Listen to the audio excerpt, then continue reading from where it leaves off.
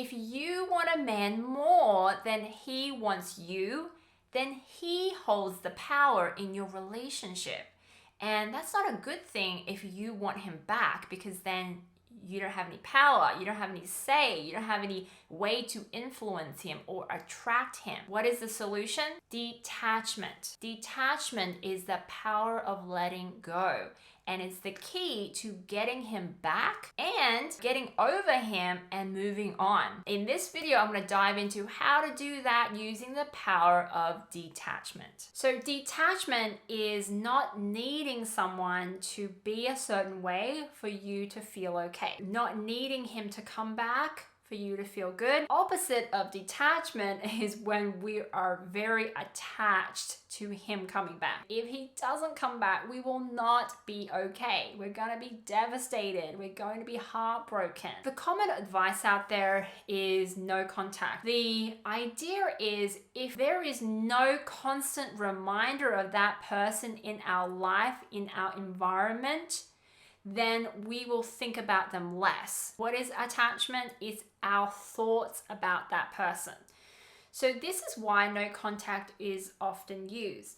However, it doesn't always work. You may temporarily remove the presence of that person. That will temporarily help you detach, but that does not change the thinking, your thinking pattern, your thinking process that is creating the attachment in the first place. All it would take is that person to resurface back into your life. We will get right back into being attached again because we haven't worked on the thoughts that made us attached in the first place. We're getting to the root of the issue, which is always your thoughts. If your thoughts is creating your heartbreak, your pain, your attachment, and it is, then what can you do to change it? So the first thing I want to tell you is you do not want to be in a hurry to get out of pain. Pain is a good thing. Pain is signaling to you that something needs to be paid attention to, that something needs to be processed.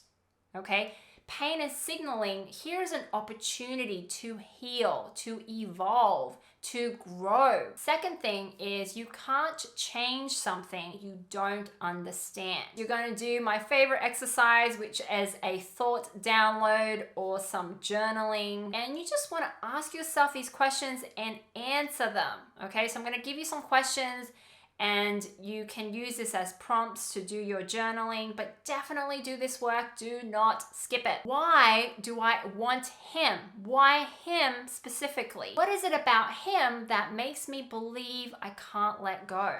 Be specific. If he behaved exactly how I wanted him to, what kind of life do I imagine would be possible for me? Who would I become? What kind of woman would I become? And here's something I want you to think about. What if you're wrong? What if you're wrong about your assumptions about him? The only reason you're attached to him is because you're under the misconception that it's better over there with him when you have him than without him. That is just not going to be the case. Life is 50-50, 50% positive emotions, 50% negative emotions. We wouldn't even know what a positive emotion feels like or recognize as a positive emotion without a negative emotion to contrast it. There wouldn't be light without dark. There wouldn't be warm without cold. You have to have the opposite to even know those two elements exist for us in our life, to be even conscious of their existence. There is no rush then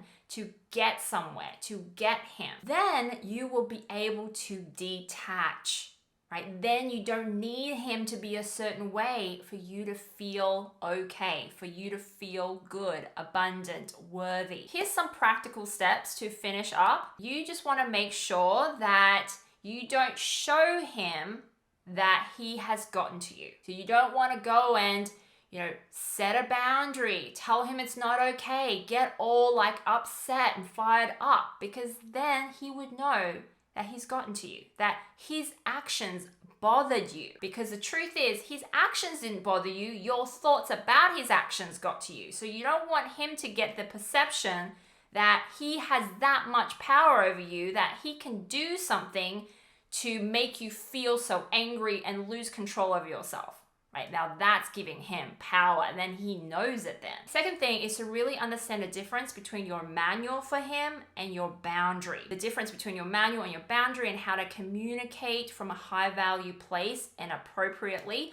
Then you'll want to check out this video here on how to respond when a man comes back. And that's about it. If you enjoy this video, please like me. And if you want to know how to respond if he does come back, then you'll want to check out my next video right here.